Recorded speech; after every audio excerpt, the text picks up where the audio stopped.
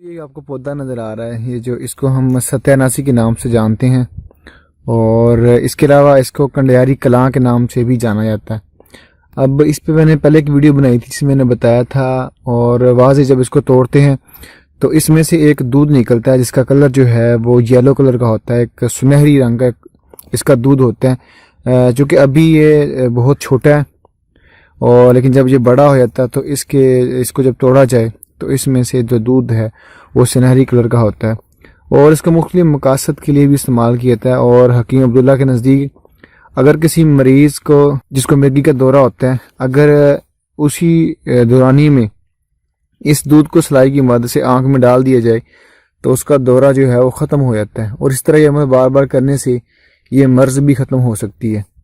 अब इसके अलावा इसके जो बीज हैं वो मुख्तलिफ मकासद के लिए इस्तेमाल करते हैं और पेट की सफाई के लिए या फिर जिस्म से कीड़ों को ख़त्म करने के लिए भी इसके जो तुखम हैं उसका आयल निकाल के इस्तेमाल किया जाता है। क्योंकि ये एक मकई जिसको हम वॉमिटिंग जो है इसे खाने से हो सकती है अगर ज़्यादा मकदार में ले लिया जाए, जिसको नोज़िया के नाम से भी हम जानते हैं। अलबत्ता एक माहिर तबीब जो है इसको इस्तेमाल करवा के कसीर फ़वाइद जो वो हासिल कर सकते हैं।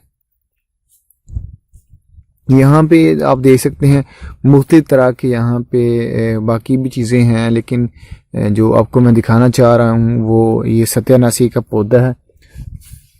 क्योंकि अभी दिसंबर का मौसम है, अब ये जनवरी और फरवरी के मौसम में जाके एक पौधा मुकम्मल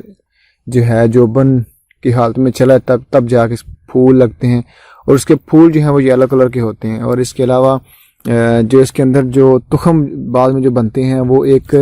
जो इसको हम कह सकते हैं कि ख़ास एक उसके खाने होते हैं, उसके अंदर वो तुखम जो हैं वो सेव होते हैं। अगर उन तुखमों को अगर आप किसी बर्तन में रख के उसको आग नीचे लगाते हैं तो उसमें से जो है आवाज़ें निकलती हैं और दाने जो है बाहर गिरना शुरू हो जाते हैं और इसका आयल भी निकाला जा सकता है।